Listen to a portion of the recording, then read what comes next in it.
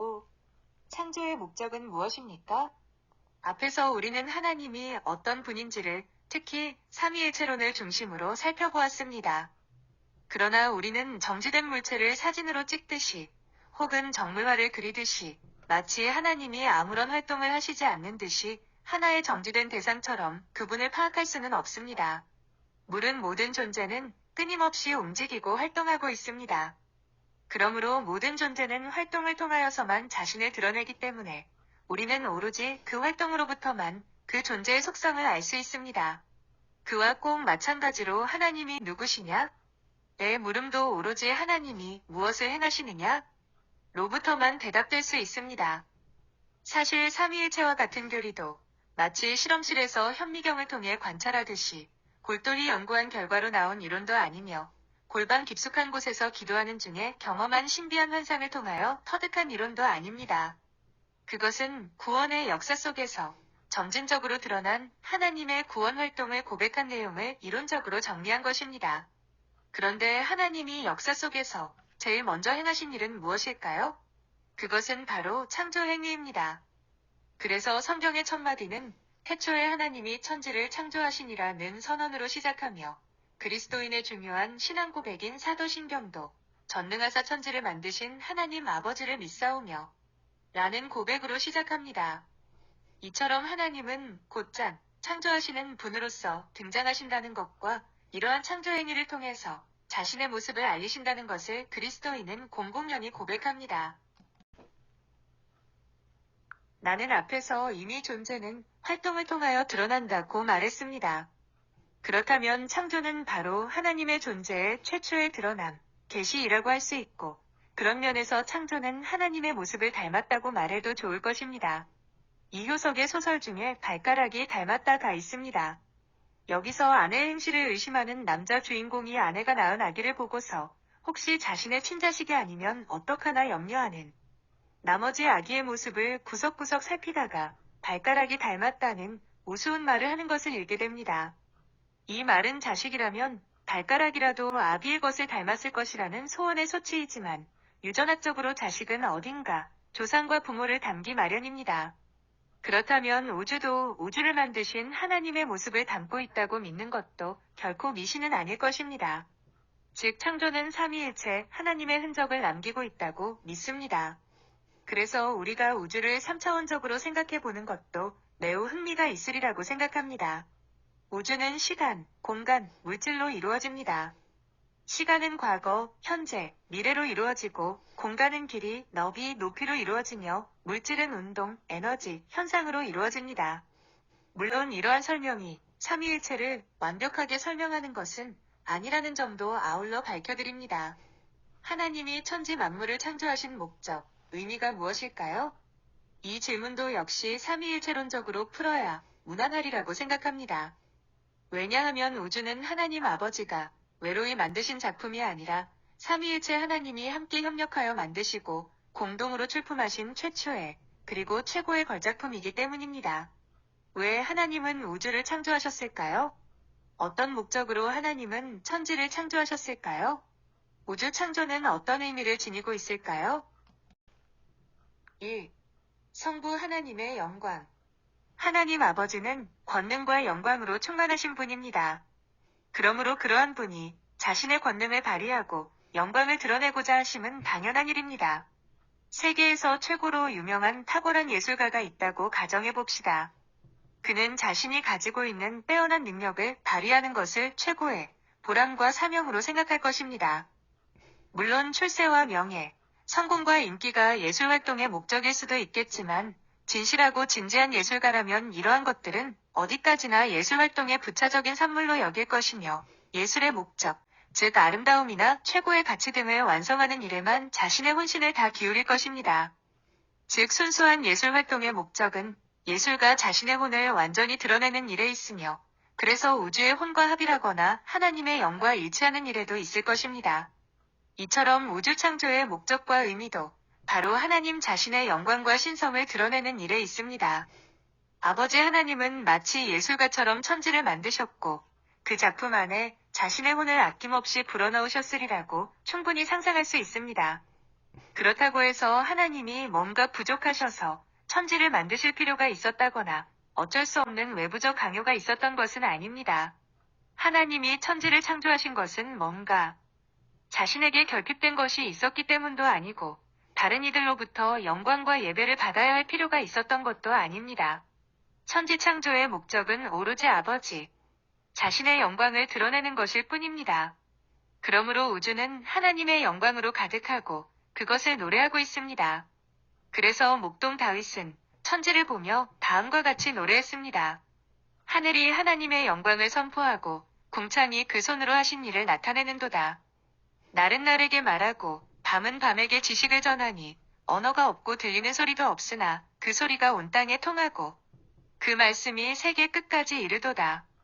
그리고 바울도 말하길 창세로부터 그의 보이지 아니한 것들 곧 그의 영원하신 능력과 신성이 그 만드신 만물에 분명히 보여 알게 되나니 라고 말했습니다. 아버지 하나님은 마치 예술가처럼 아니 마치 건축가처럼 그의 강하신 팔과 손으로 이 장엄한 우주를 제작하심으로써 자신의 영광이 우주 끝까지 미치도록 하셨습니다. 우주는 위 혹은 앞에 계신 하나님의 거룩하시고 권능에 가득 찬 위대한 작품입니다. 그러므로 우리가 사는 목적은 하나님 앞에서 그분의 영광을 기리고 찬양하는 것입니다.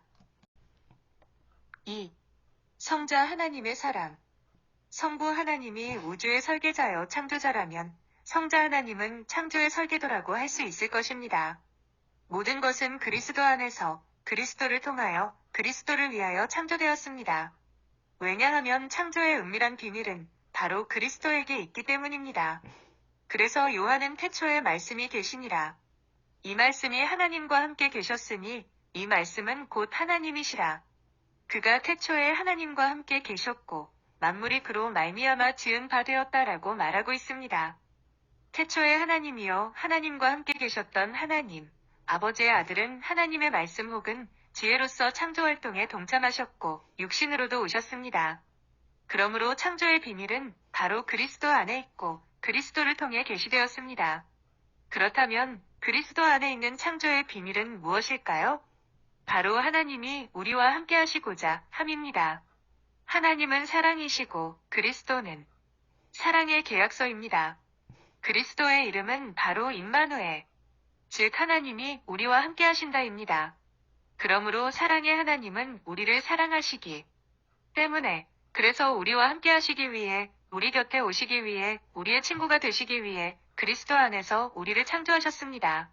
즉 창조의 비밀, 목적과 의미는 하나님과의 사귐, 교제에 있습니다. 하나님은 이미 영원 전부터 우리와 사귐을 나누시기 위해 그리스도 안에서 사랑의 계약을 맺으셨습니다. 우리와 영원히 함께 하시겠다는 이 사랑의 계약은 그리스도 안에서 체결되었고 계시되었으며 또 완성될 것입니다. 이것이 창조의 목적이요 의미요 설계도입니다. 우주는 우리 곁에 계신 하나님의 진실하신 사랑의 걸작품입니다. 사실 우리가 예술작품을 창작하는 목적은 다른 예술작품과 기쁜 사귐을 나누고자 함에도 있습니다. 우리가 자식을 낳는 목적은 결국엔 자식과 좋은 친구, 인생의 동반자가 되기 위함에도 있습니다. 그처럼 하나님이 우리를 창조하신 목적도 우리와 영원한 우애, 우정을 나누기 위함에 있습니다. 그러므로 우리의 삶도 이 설계도 위에 세워질 때 진정 행복할 수 있고 창조의 목적인 사랑을 실현할 수 있습니다. 그래서 사도 요한은 다음과 같이 사랑의 비밀을 노래합니다. 사랑하는 자들아, 우리가 서로 사랑하자. 사랑은 하나님께 속한 것이니 사랑하는 자마다 하나님께로 나서 하나님을 알고 사랑하지 아니하는 자는 하나님을 알지 못하나니 이는 하나님은 사랑이심이라. 어느 때나 하나님을 본 사람이 없으되 만일 우리가 서로 사랑하면 하나님이 우리 안에 거하시고 그의 사랑이 우리 안에 온전히 이루느니라. 3. 성령 하나님의 생명. 하나님이 영원하시고 하나님의 사랑이 영원하다면 사랑받는 자들도 영원한 생명을 누리기를 갈구합니다. 왜냐하면 하나님과 피조물 간의 사랑, 피조물 간의 사랑도 영원하기를 바라기 때문입니다. 그래서 우주가 창조될 때 창조의 영, 생명의 영이신 성령 하나님도 거기에 계셨습니다. 성령은 태초의 창조 시에 어머니와 같이 생명을 탄생시키기 위해서 우주를 품고 우주 탄생의 환희와 고통을 함께 느끼셨습니다. 그러므로 성령은 지금도 새로운 생명의 탄생을 위하여 계속 활동하시는 것입니다. 생명이 생명을 낳기를 바라는 것은 자연스러운 것입니다. 부부가 진정한 사랑으로 결혼하여 서로 결합한다면 생명을 낳는 것은 자연스러운 일입니다. 자식을 낳는 일에 무슨 다른 목적이 있을 수 없습니다. 혹 어른의 즐거움, 노후의 생계보장을 위해 자식을 낳는 경우도 많이 볼 수 있습니다. 혹 혈통계승과 후손 번식을 위해 아들을 낳기를 고집하는 집안도 있습니다. 그러나 아들이든 딸이든 중요한 것은 다른 수단이나 목적이 아니라 생명을 낳고 기르고 물려주는 부모의 생명사랑 그 자체입니다. 자식은 생명의 자연스러운 결실이요. 생명은 사랑의 자연스러운 표현입니다. 그리고 사랑은 하나님으로부터 나왔습니다. 그러므로 자식은 하나님의 선물입니다. 그런데 하나님은 우리의 사랑과 생명이 일시적인 것이 아니라 영원한 것이기를 원하십니다. 그래서 그분은 생명의 영을 통하여 우리를 창조하시고 치유하시고 보존하시고 갱신하시며 우리의 썩을 몸도 썩지 않을 영적인 몸으로 부활시키실 것입니다. 이처럼 성령은 우리에게 생명을 주시기 위해 옛적의 우주를 창조하셨을 뿐만 아니라 생명을 주시되 더 풍성하게 주시기 위해 오늘도 계속 창조하시는 우리 안에 계신 하나님입니다. 그러므로 연약한 피조물인 우리는 이 생명의 영이신 성령 안에서 영원한 창조의 사귐, 안식, 축제, 즉 하나님의 나라, 영광의 나라가 이루어질 때를 애타게 기다리며 신음하고 있습니다. 그래서 사도 바울은 피조물과 함께 이 날을 기다리며 다음과 같이 탄식하고 있습니다. 생각건대 현재의 고난은 장차 우리에게 나타날 영광과 좋게 비교할 수 없도다. 피조물에 고대하는 바는 하나님의 아들들에 나타나는 것이니 피조물이 허무한데 굴복하는 것은 자기 뜻이 아니요 오직 굴복해 하신 이로 말미암음이라. 그 바라는 것은 피조물도 썩어짐의 종노릇한 데서 해방되어 하나님의 자녀들의 영광의 자유에 이르는 것이니라. 피조물이 다 이제까지 함께 탄식하며 함께 고통하는 것을 우리가 아나니 이뿐 아니라 또한 우리 곧 성령의 처음 익은 열매를 받은 우리까지도 속으로 탄식하여 양자될 것 곧 우리 몸의 구속을 기다리느니라.